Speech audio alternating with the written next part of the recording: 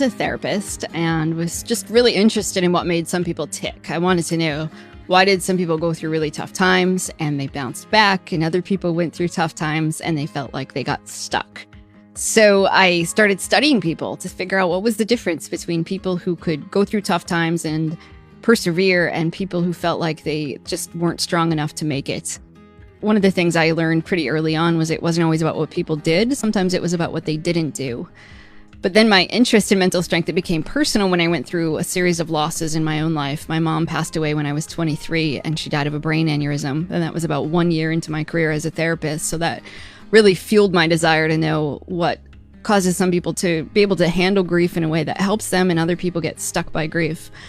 And fortunately, by then, I had already learned a thing or two about mental strength and the habits that I wanted to avoid.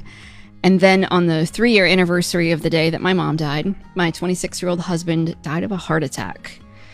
And, knowing, okay, I've just lost the two most important people in my life. How do I move forward, given that they're not here? And what do I do now?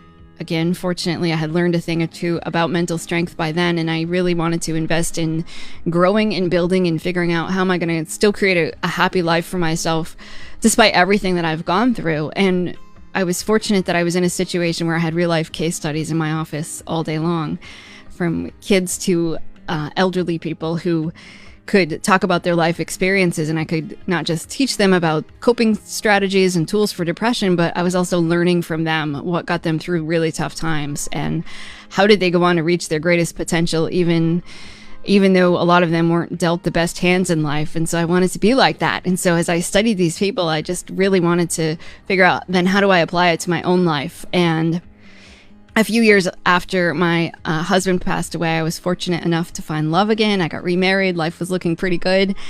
And that was when my father-in-law was diagnosed with terminal cancer. And he was probably my biggest fan at that moment. And I wrote the letter, 13 Things Mentally Strong People Don't Do. And it was a letter to myself about the bad habits I wanted to avoid if I were going to stay mentally strong.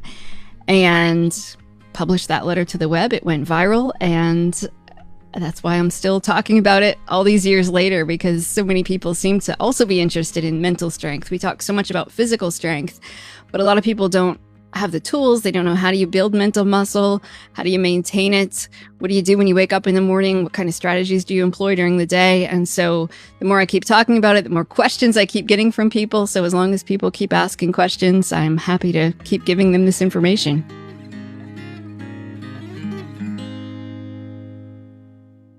A lot of people confuse mental strength and mental toughness. So the waking yourself up at 4 a.m. and putting yourself through a freezing cold shower and running 10 miles every day might not necessarily be an example of mental strength. Sometimes we think that punishing yourself, having self-discipline in every situation is somehow a sign of that you're a strong person, but that's not necessarily true.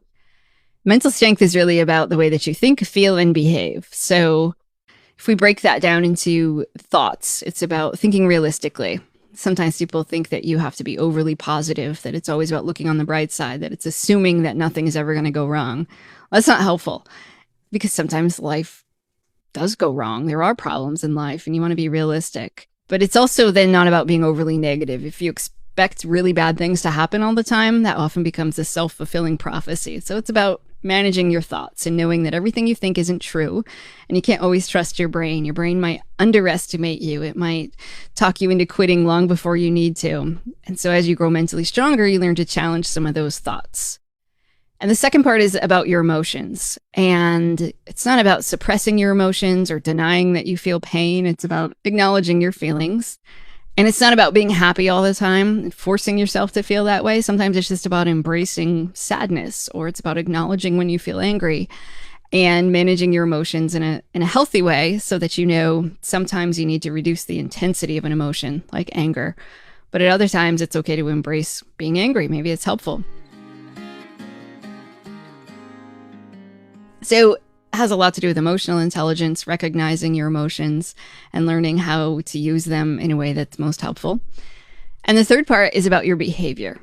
And so it's about the choices that you make on a daily basis, and knowing that you can choose to take positive action no matter what kind of circumstances you find yourself in. And sometimes that's about self-care. Maybe you think, gosh, I don't have to push myself this hard physically all the time. I don't need to treat my body like a machine. I'm going to take a step back from exercise, say. But on the other hand, it's about knowing when to push yourself too. That if we gave ourselves permission to be lazy all the time, then we wouldn't reach a lot of our goals. So it's all about finding that right balance in life. When you have those three things, then you become mentally stronger. And there's exercises for each of those things that can help you develop more mental muscle.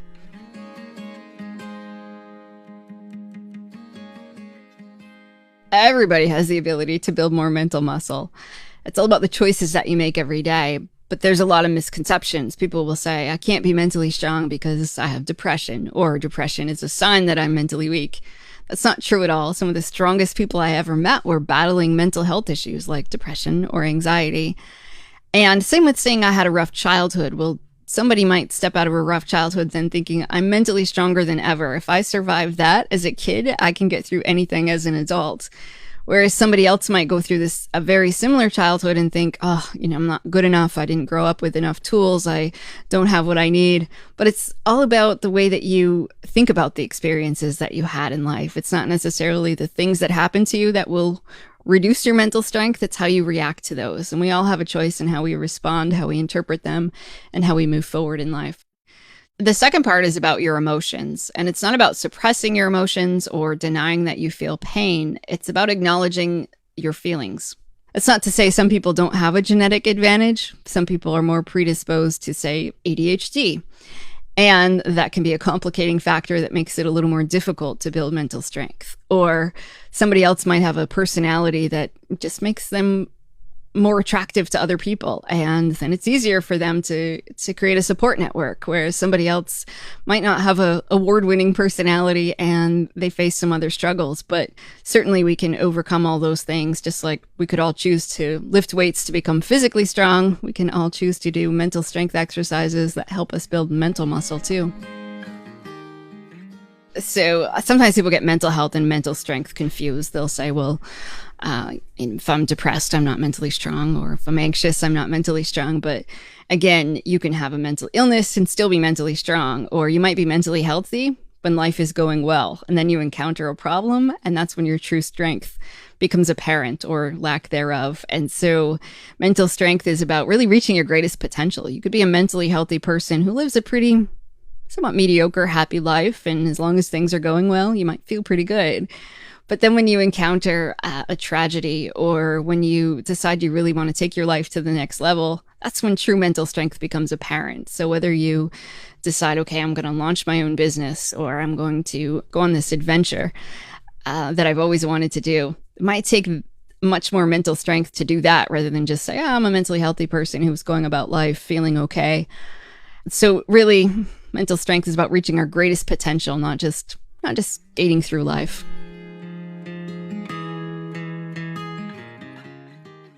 The CDC did a study where they found that 17% of people are functioning at optimal mental health at any moment. And it's probably quite likely that those 17% of people are dealing with fortunate circumstances in those moments, because it's easy to feel like you're healthy and life is going well. Everybody has the ability to build more mental muscle. When you're happy, when your relationships are in a good spot, and when you're making enough money, then you encounter challenges and it becomes much harder to feel like you're going to reach your full potential, or to stay optimistic, or to keep moving forward when you don't feel like it, or to challenge other people who maybe doubt you, or when people aren't pleased with your decisions. But this is what your values are, and you want to keep going. It takes a lot of strength to do that. So mental strength is important for a lot of reasons. One is to know that you can think, feel, and do your best in life, and who doesn't want that? But also to know that you have a lot of untapped potential. And if you're going to reach that and you know what your goals are, it's not always about earning the most money or having the busiest social calendar. Instead, it might just be about saying, I know what my values are and I'm going to live according to those values, whatever that might be.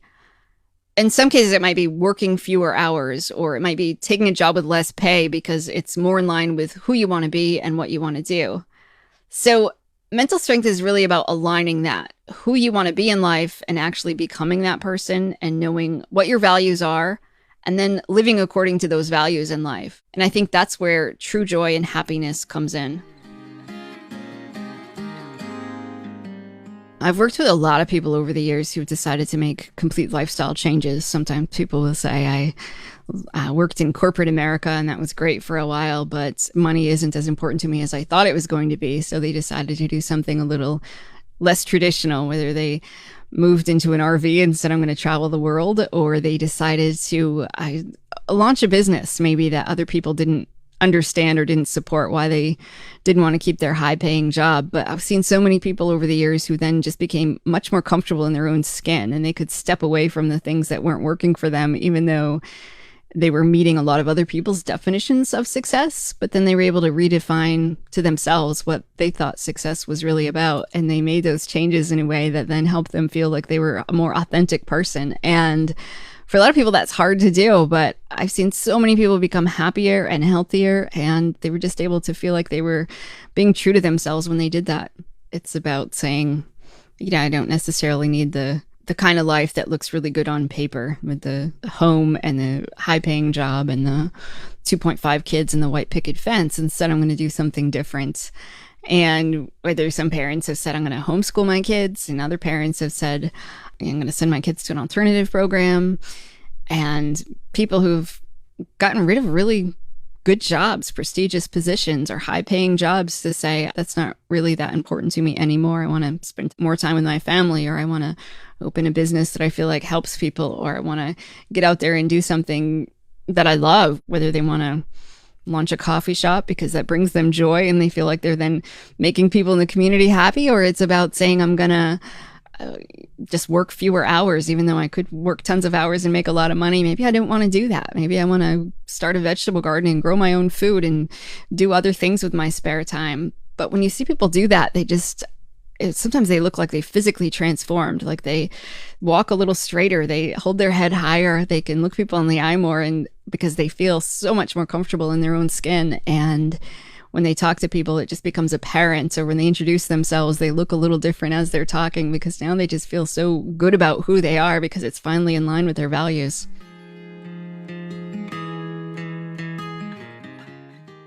When I was studying people in my therapy office, one of the things I realized was it wasn't always about people's good habits that helped them to reach their greatest potential. Sometimes it was about not having certain bad habits.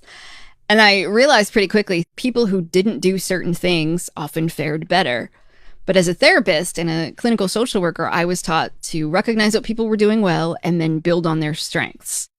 But at some point, I realized I'd be doing people a disservice if I didn't point out, hey, you have this 1 or 2 unhealthy habits that's kind of keeping you stuck.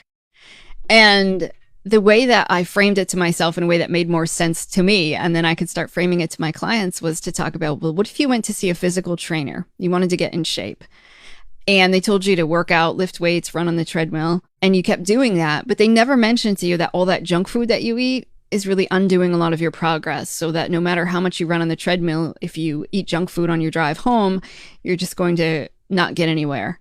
Because I felt like so many people in my office were doing exactly that they had a lot of good habits in life, and they came in and they were interested in learning, well, what else can I do? But their day was already packed full of things that they were doing, and adding more things to their schedule wasn't necessarily going to help them because they had a couple of bad habits. And so I thought, how do I teach them to work smarter and not just harder? Well, if we just really take a closer look at these bad habits that you do and you can get rid of them, it's like you can then step off the hamster wheel instead of feeling like you're not getting anywhere. When we get rid of these things, your other good habits become much more effective. And I know for me in my life, when I was at my lowest points in life, the last thing I wanted to do was come up with a lengthy to-do list of things that I had to do, because I knew that I'd feel guilty if I didn't get to them all, or I'd feel like I wasn't effective enough if I couldn't do all of them every single day. So it was helpful for me to just have a list of things I didn't have to do. And so when I wrote my original list of 13 things mentally strong people don't do, it was just about saying, no matter what, just don't do these things today and you'll be okay. And even if I didn't accomplish a lot, as long as I didn't do those things, I knew I could get through it and come out on the other side mentally stronger. So that was helpful for me. And rather than saying, here are 25 things you have to do today, to just focus on not doing a few things. So in the next part, we're going to review the 13 things mentally strong people don't do. As you listen, I want you to think about your own life or someone close to you. What are a couple of things that you want to work on in your life that you want to make better for yourself or for other people? As we talk about the 13 things mentally strong people don't do, you may want to have a pen and a piece of paper handy or to take notes on your phone, just so that you can acknowledge the things that you want to work on and the exercises that you want to try.